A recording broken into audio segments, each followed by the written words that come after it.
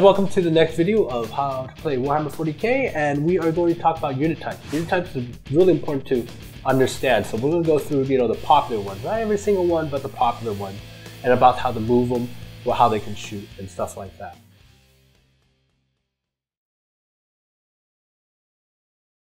Alright, so the first unit type we're going to talk about is infantry. Infantry is your most common in 40k, Right. and it's really, there's no really any extra rules on it.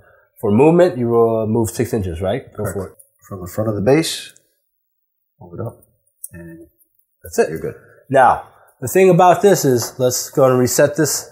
Now, if you're going to move into difficult terrain, it's a little different. Now, if you're going to move, like, say, 2 inches up to it, you're fine. You move 2 inches.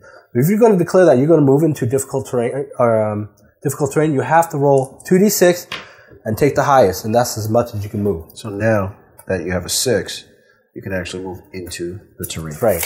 Now, if you say roll the 1 and 2, right? And 2 was the most you can move. Even though you didn't get into difficult terrain, too bad, you declared it. You can only move 2. So you're stuck there. Yeah. And as long as you're moving into, inside, or moving out of difficult terrain, you have to roll a difficult terrain test. So now let's get out of this terrain. All right. So let's get out of here. 4 inches. So it's only 4 inches. So I'd move, but I'd still be in the difficult terrain. Right. So I'd be stuck here. For another turn. And then when you move out on the next turn, eventually you can move out. You have to roll. Yeah. All right. Now, shooting. Infantry, simply, depending on the type of weapon you shoot, you just shoot. You pick a target. You would pick a target. If it's in range, and then you shoot. You would shoot him. Yeah. If you don't want to shoot, you could have an option of running. And running, simply, you just roll the 1d6 and then move that many inches. In this case, 3 inches. All right, next unit type we're going to talk about is bikes and jet bikes. We have a bike here, so why don't you talk a little about that? Well, bikes are a little different. You know, they go a little faster. So their basic move is 12 inches. So from the front of the base, right there, it's a 12-inch move. So, you know, it makes sense. They're on a bike, they're on a fast-moving vehicle that they can move faster. So they're going to move. Now, what happens if they move through, say, a difficult terrain? Well, basically, they're going to ignore it, but they're going to take a difficult test while they're in it. So dangerous terrain test. Dangerous terrain. So now, let's say... Now, they can move it. They're not hindered by it. They can move right through it, but it is dangerous, so they have to take a dangerous terrain Correct. test. So now, let's say you end up here. You're going to take 1 dice. If you roll a 1, he can take a wound. Right. But if you roll anything above it, you're good. So I roll a 4, he's good. Okay. But let's say he does roll a 1. That means he takes the wound. But the good thing about it is you take armor or vulnerability save to negate that wound. So his armor save is what? It would be a 3. It would be a 3. So he's good. He's good. He wouldn't take a wound. But if he didn't, he would take a wound. He'll probably most likely die. Right, because he only has 1 wound. Right. All right, for jet bikes, on the shooting part, they just basically shoot whatever weapon's on their bike. One weapon, regardless if they moved or not. Right. And they can have the option. If he has a weapon in his hand or if he has it on the bike, he could choose one, but he can't choose both. As opposed to shooting, he could opt to just turbo boost instead of shooting. So turbo, you want to get across the table quick. For bikes, it's 15, what? No, sorry. No, 12 inches. 12 inches. So basically you can, if you move and turbo boost, you're going 24 inches. Right. Now, jet bikes are a little different. Jet bikes on the turbo move is moving 24 inches. 24 inches. So basically, you would have a 36-inch move on a jet bike. Yeah. So you're taking some major speed to get across. So basically, you can almost get across the whole table in one pretty much move. But that's what they're good for. Right. But you can't shoot out of the. If you decide to turbo boost in your shooting phase, you're opting. I'd rather move. I'm not going to shoot this phase. You can't shoot and move unless there's specific. Unless you have a specific rule, but. All right, next unit we're going to talk about that's used popularly is the jump unit. So basically, this is just a troop that has like jetpack on them. And so you can do one of 2 things in the movement phase. You can move your usual 6 inches and then use your jetpack later. Or if you really want to get across the table, you can go a full 12 inches. So, that's part of the strategy. You're either moving 6, or if you use the jump pack, you move 12. Now, here's another important factor. If you jump into terrain, difficult terrain, or end up or move out of difficult terrain, you have to do a dangerous terrain test. Okay. Now, for assaulting, let's say you didn't use your jump pack for assault. Well, you can use it once per turn. So I can use it in my movement phase, or I could use it in the assault phase. My bad. If you didn't use it during the movement phase, but you have the option to do it during the assault phase. Right.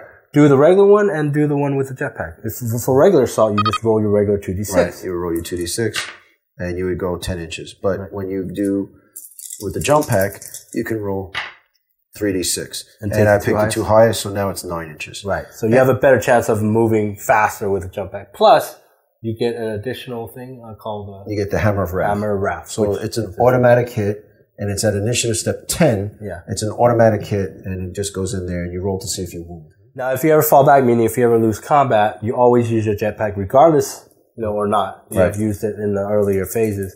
Basically roll 3d6 and you add them all together, and that's how far you can fall back. Distance. So even if you use your jetpack, you use it to get out of dodge. Right.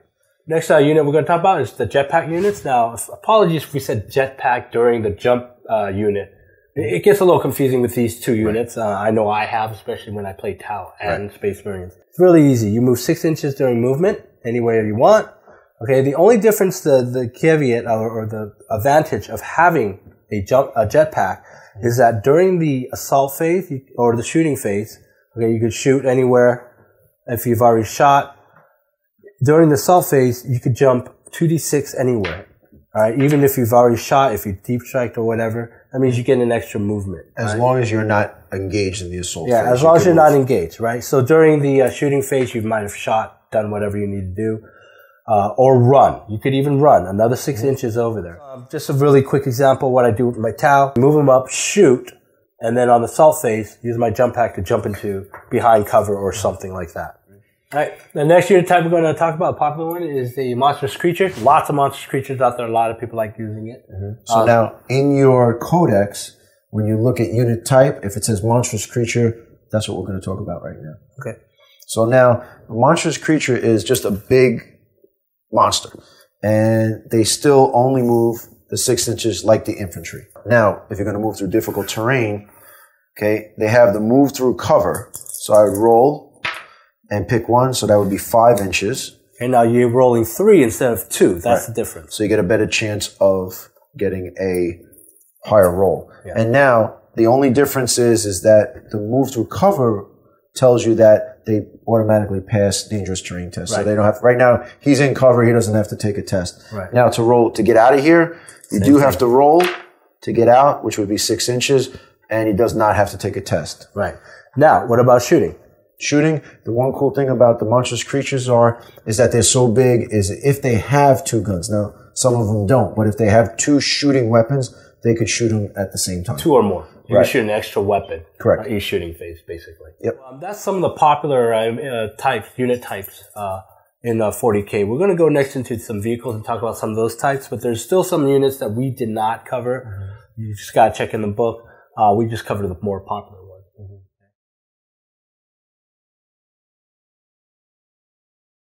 All basic vehicles have 3 types of movement statuses. Okay, they have stationary, combat speed, and cruising speed. Correct. Okay, stationary means they haven't moved, so usually it's important to know because it'll affect your shooting, that what you can or cannot shoot out of a vehicle. Yeah. Stationary means they didn't move. Now, stationary, not move. You could pivot during stationary, still considered stationary. Combat speed means it moving like for a regular tank, you move 6 inches. That is your combat speed. Right? In moving 6 inches, you stop, you can pivot, still doesn't count as anything, and shoot 1 weapon at regular ballistic skill. Everything else is snap fire. Right. Snap fire meaning it always takes, you're shooting at ballistic skill 1. Right, so you have to roll 6 to hit. The third type of move is cruising, meaning that if on like a regular tank here, I move 12 inches during the movement phase, now everything that I fire is on snapshot. I mean, anything that I want to fire on my tank, I'm shooting at ballistic skill 1 usually means I need 6s to hit. Now, the only thing is if you have a template weapon, then you can't snapshot. So you got to think about that before you move. For the regular tank during shooting phase, you have the option of either shooting or not shooting and then moving flat out. On a regular tank, moving flat out is another 6 inches. Right. Simple as that. Now, what we talked about are just basic tanks. Now, there's different types of vehicles, and we'll go through the popular ones. Now, some vehicles are considered fast vehicles, meaning that during the flat-out phase, during the phase where you don't shoot and you want to like get the distance, you can move up to 12 inches, okay? So let's say instead of shooting this speeder, I'll move it up to 12 inches, okay? All right, the other thing about fast vehicles is that during combat speed, they could shoot all of their weapons. And then at cruising speed, they could shoot 2 of their weapons at regular ballistic skills. Everything else is snap fire. Right. So what happens is they're moving so fast that they have to concentrate on driving, so they can only shoot 2 weapons at their full ballistic skill. Now, if you have a 3rd weapon, then you have to snap shoot. Right. All right, and the next vehicle type we're going to talk about is skimmers. Now, in this case, we were talking about this as a fast vehicle. This is actually a fast skimmer. What this does as a skimmer, you get to move flat out at 18 inches. So instead of opting to shoot, you move another 18 inches during the shooting phase. The other thing is that you could zoom over terrain with no problem. You don't get slowed by it. Only difference is it's like a jump pack. If you land in it or if you leave it, you have to roll a dangerous terrain test. Okay? The other thing is that if you're moving really fast, if you move flat out during this turn or your last turn, you get shot at and it gets immobilized. Instead of immobilizing, it blows up. Right. Because it was moving so fast, you shot at it, it just tilters and crashes into the ground. Right. Okay? And that's what the difference between a fast vehicle and a fast skimmer vehicle is. Most skimmers are fast vehicles. Right. Okay? And also you get your jinx save. Yeah, and you also get jinx save, which is another thing. Every time you move this sucker, you get a jinx save, which gives you extra cover saves, which helps a lot. Right. Because they're very fragile. Yeah. All right, and again, there are other different types of vehicles out there, so you're going to have to read your codex, read up on them. We just covered some really, basic but popular unit types for vehicles. Again, thanks for watching this video, and then we'll go into the next video. I'm not sure which one that's going to be, but again, I hope you guys learned a lot about unit types, vehicle types as well. Yeah, that's it. So again, this is Chung. Coach. And we will talk to you guys later. And remember, like if you like, sub if you haven't, share what you can, and favorite if you love me. I'll talk to you guys later.